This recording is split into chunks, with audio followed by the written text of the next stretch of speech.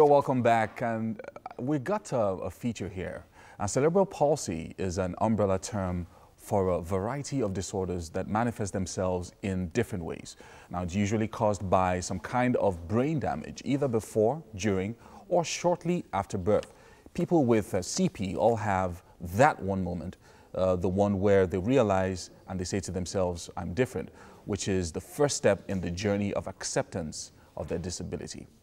Let's look at Olawale's story of triumph by Damilola Odu Olowu.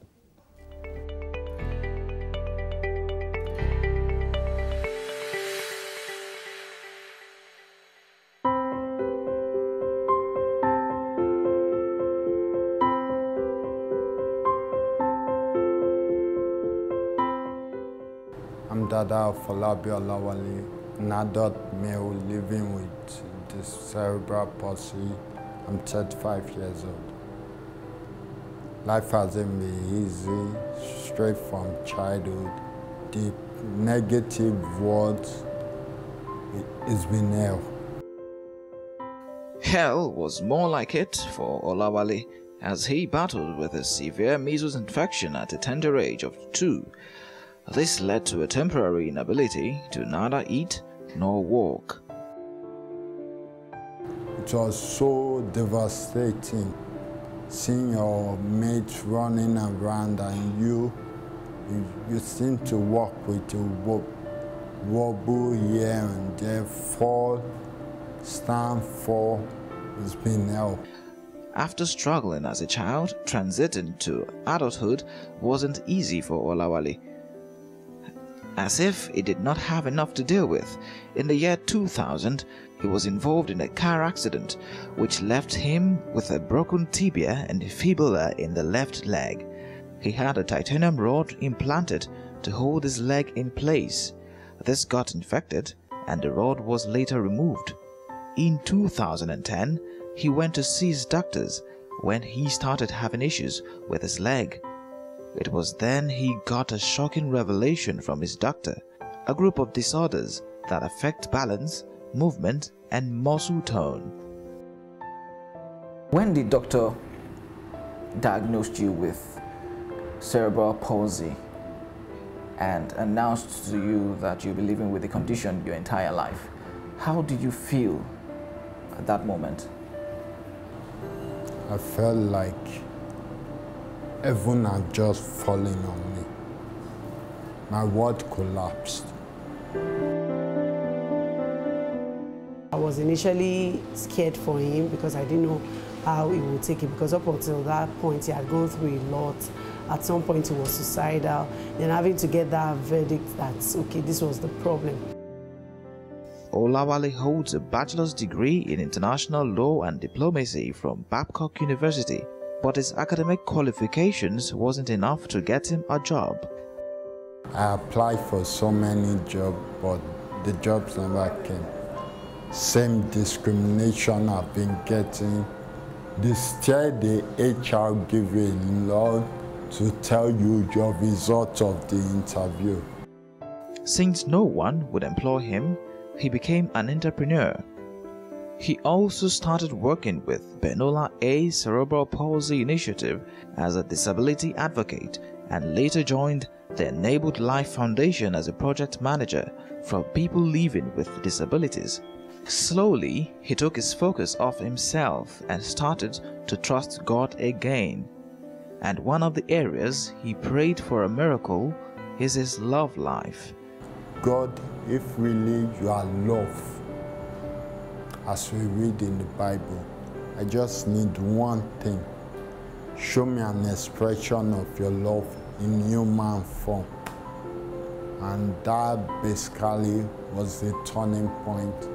I just saw this beautiful lady. We got close, we got chatting, and it was like a lost soulmate that we've been looking for each other, meeting together, and it was like, this is it. He found love and got married recently.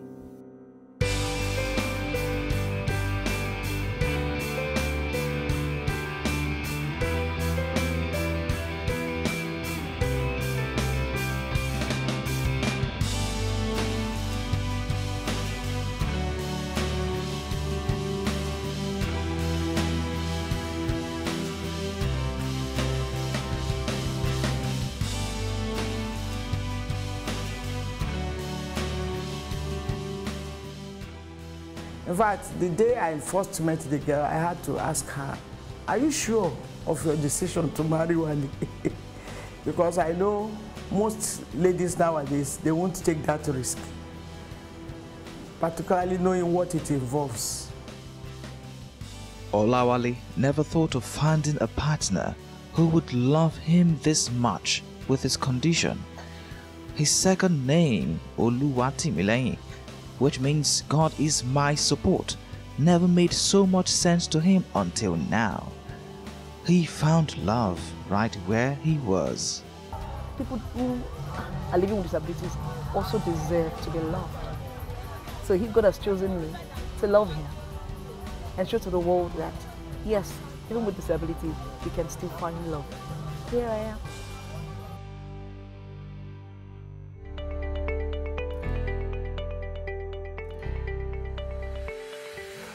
Wow. So joining us this morning is Olawale and his wife, Bukola. Good morning. You guys have been married for all of 1 week or so? 2 weeks. 2 weeks now. Oh, wow. It's so good to have you join us in the studio. So we watched your story just now, and it initially was a sad story, but it turns out to be, things are looking good for you.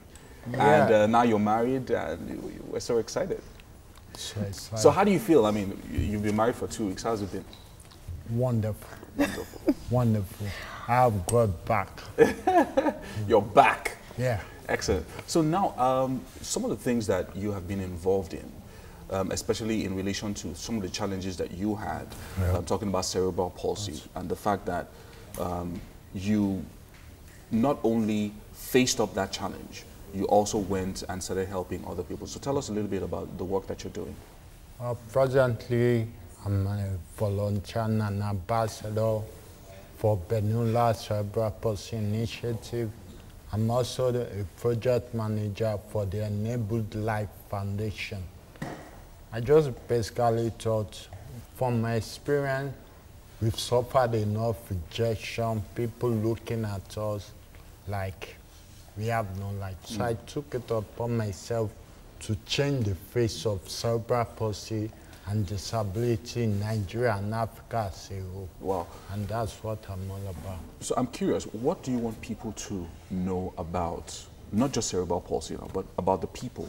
How do you want people to relate with, when they come in contact with people like you, who really want to be integrated in society and do what everybody else is doing? Like, you just got married, you know, a lot of these guys, they want to work, they want to live normal lives. So what do you want people to know, especially employers, even teachers, and when they go to school? What do you want people to come away with when you go about your work? Okay. Permit me to say this from the Bible. I can just the words that inspired me. The book of Isaiah says, when you look at us, that is when you focus on our disability, you miss the brightness. And for a child, when you don't stick to your core profession of testing skills and competence, and all you look at is the physical challenge, then I think you're doing the wrong thing.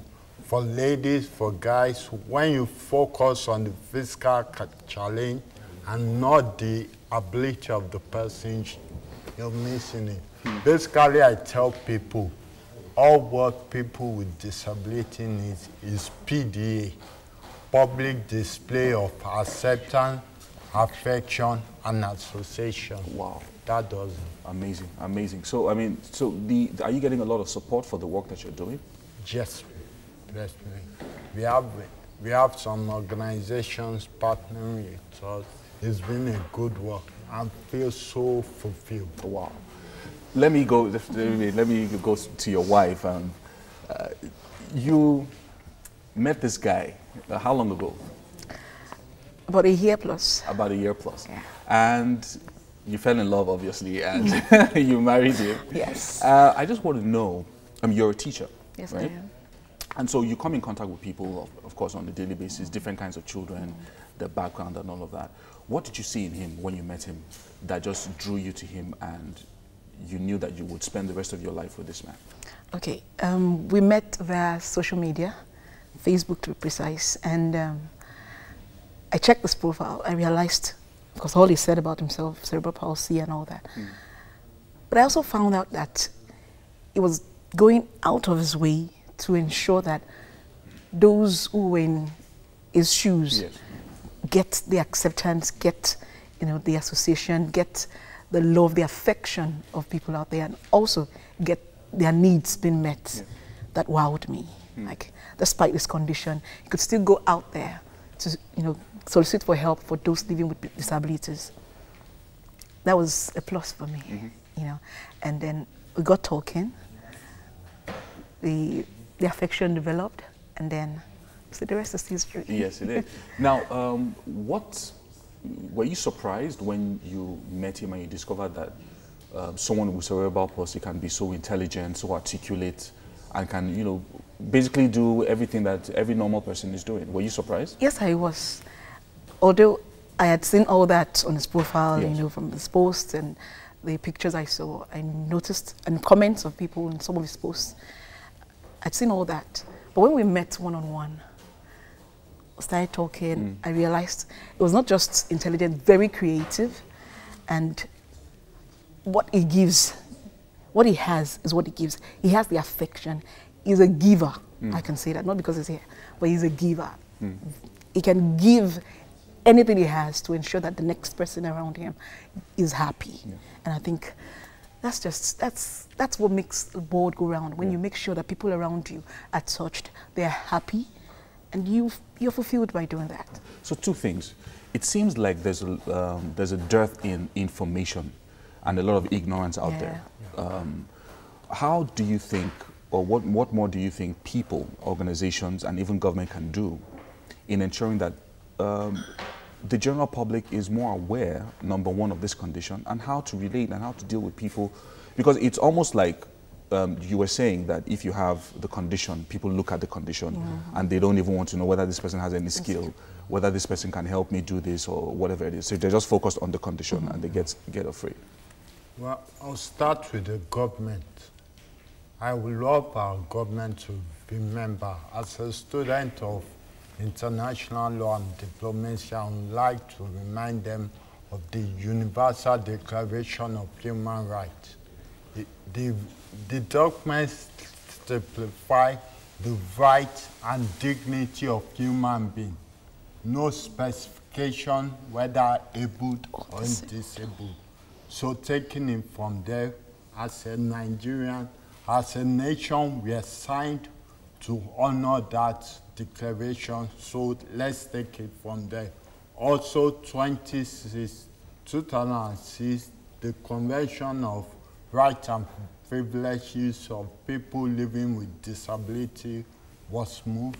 So, and it simplifies that we should look at people with disability away from the norm of charity, medical, and social protection. They need relationship and integration into it. Basically, Maslow theory.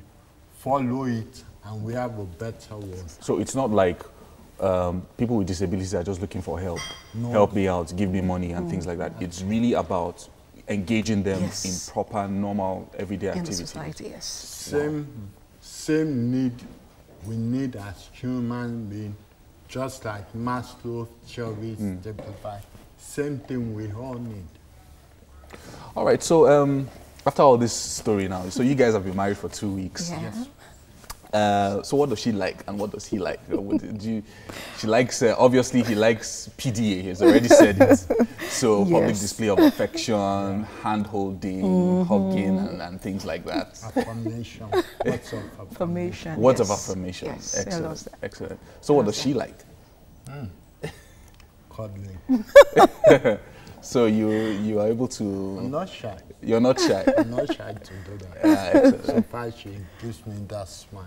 Oh, I'm okay. Wow. In fact, I'm sure that there are people who are watching now and they're so inspired by, because there's so much love in the studio right now, and I can see everybody staring at us and saying, oh, if they can just have something like this, because it's really, I can see it. It's you're exuding it everything that you're doing and everything that you're saying.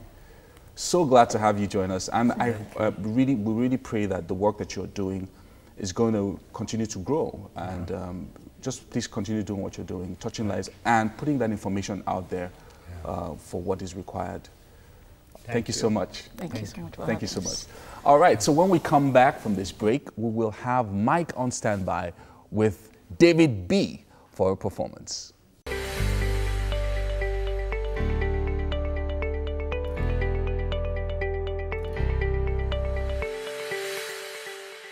David Balogun, aka David B, is a British and Nigerian producer, dancer, singer, and of course a songwriter. He has a special affinity for gospel and R&B. Now he will be serenading us with his single Titi Lai Lai. Okay, David B, great to have you. You're a dancer. If you don't dance with the song, you will dance after. It's not a danceable song. Any song is danceable. Okay, David B, this way, take it away.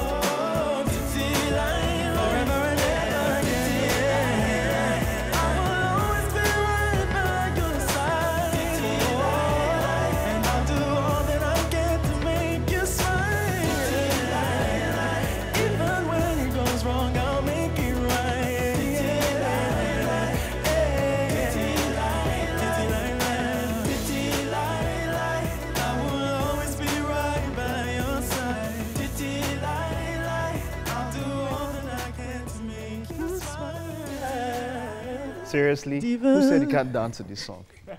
Okay, so singer, songwriter, dancer. Yes. In a chronological order, which one came first? Singer. Singer? Yes. And then how did you gravitate to dancing and then songwriting? Stage you have to take the mic. Okay. Stage performances, yeah. Okay. Singer, songwriter, then dancer when I'm performing. When you're performing? Yes. Oh, you have a dance school or you do it alone? Sometimes I do it with people. See, I have a good mind here to play that song again and then you do something. Seriously, I do have a good mind. Okay, but then you also produce. Vocal produce more vocal How is production. that? How is that? How so? That's just arranging vocals, so harmonies, stacking vocals. So all the backing vocals that you hear on the track, that's all me. Okay, so you do the first, you take the normal voice and all of that, and then you Yes. go back and then you sing on your voice. Exactly. Okay, and then you are the one that does the arranging. Yes. Mainly, yeah. The digital arranging and all of that. Yes, Now yeah, that's yeah. quite something. Okay, so how many singles do you have out there? Right now in the African market, I would Yeah. say about 3. Okay. Iwani Quantity Lila sold out. Wow, okay, but then in the British market, how many did you have there? I had an EP which had about 8 tracks. Wow. And that was sort of more gospel. Damn. Right now it's mainly yeah, it's gone on more- entity and Jumoke. Okay, but then let's compare both markets, the British market and the Nigerian market. Yes. Let's compare and contrast. Yeah. What stands out? What could be better and all of that when you compare both markets? I think the Nigerian industry is obviously still evolving, and Okay. I think that's an amazing thing, because then in the midst of that evolution is Okay. opportunity, All right. and that's why I'm here. The British market is obviously a bit more structured, Okay. and there are a lot more resources. So All right, but then now we have, music is now being digitized or digitalized as it is here and all of that. Is that a plus here when you look at the market over there? Apart, I know we don't pay royalties as much as there, but then of course, is it a plus that you can now get digital music and all of that? Do people buy music if you release it digitally? Is it bought? generally not so much. So that's Okay. even over the music industry, you know, everywhere. Okay. The sales of CDs or even MP3s Okay. is declined because you have streaming platforms like Spotify. All So a right. lot of people are more comfortable just subscribing, you know, £10 a month and But being you able should to get stream. some cut from that if your Yeah, song you do. is up there. It's very minimal. But if you're Okay. getting played, you know, a million times a day, then yeah, it definitely obviously makes adds up. sense. Yeah. All right, thank you very much. It was great My having pleasure. you. Looking Thanks. forward to what you have coming up next, and wishing you the best. Thank you very much. Okay, all right. Let's see if that Bint is done. MM and Beyonce, you guys have just been dancing all the way. What do you guys have for us? Yeah, I was just What's dabbing up? right What's now, happening? like Beyonce's teaching me how to dab. Okay, so Beans is ready. Yay! Super Yes. excited about that one. this is properly mashed, but you could cook it as long as you want. But I think I like this consistency, and this is fine. Yeah. Well, I'll prefer mine father She- mashed. So I think know, I'll just she use a use- mortar, just put it in and pound it. No, in you know what? I and think mash you it all should together. use a blender. So Okay. what we're doing next is we're trying to, like I said, it's not proper bleaching, but Okay. we're doing something with the palm oil. So the pan is hot, dry and hot. Oops. Oops. So this comes in first. Yeah. But that also depends on the quantity of oil, palm oil you want to use, right? Yes, it Because does. I like my beans to be very oily. Well, Colourful. you know, Brings it's out like colour. this is just like the sauce. So really, it's not too much, not Oh, too really? much of it. Yeah, Oh, okay. not too much of it. So we're going to be adding a bit of this. You've been showing for that. Okay, let me help you with that. Yes. No, put it. Yes. Yeah. So, Perfect. So this is here. We just leave it a little to cook. You see, it's from the thick form. It's Okay. yes, it's reducing. It's now becoming. It's looking like oil. So it was oil before. it's looking more like vegetable oil. Oh, okay. Like nice one. You try well. Thank you. So while this is here, it's cooking. We just wait for like 30 more seconds. Then we add a little bit of vegetable oil to it. Why do you need to add the vegetable oil, really? Because have you ever made stew, normal stew with Yes. palm oil and vegetable oil? No, because I feel that I don't understand that mixture. I feel that That- if you want to that use is- palm oil, use palm oil. If you want to use That's- vegetable oil, use that vegetable oil. mixture is the secret Really? to why Wow, kings have I've never lived. tried it. Okay, so I guess I'll try it with this and see how that tastes. So just a little bit of vegetable oil. Okay. Yeah. You have to consider the quantity of Tomatoes and the rest of the yes, you have. Okay. So this should be hot and they're all going. It already smells good. I like this mixture, that combination of onions, pepper, tomatoes. Yeah. You could actually blend it. Okay. Yeah, you could blend it. But I'm deciding I'm just going to chop it, and they still cook eventually. They cook the way you want it to cook. So this is going to cook. We'll leave this to cook for like 5 to 6 minutes. Okay. Or you begin to see them, they're breaking down. They break down, so you know, okay, you're on the right course. Okay. But if you're not just comfortable with this, just blend it. I think I'll rather blend. You know, but if you're blending it, don't blend it to... Okay, it should be too smooth. Yes, okay. Just puree it a little. Just rough blending. Okay. Rough pulsing with your blender.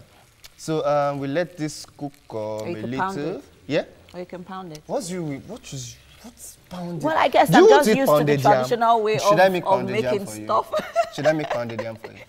I mean, before... I will bring mortar and pestle and we'll legit pound yam here on the set. I would like us to try that. It's not a bad idea at all, trust me.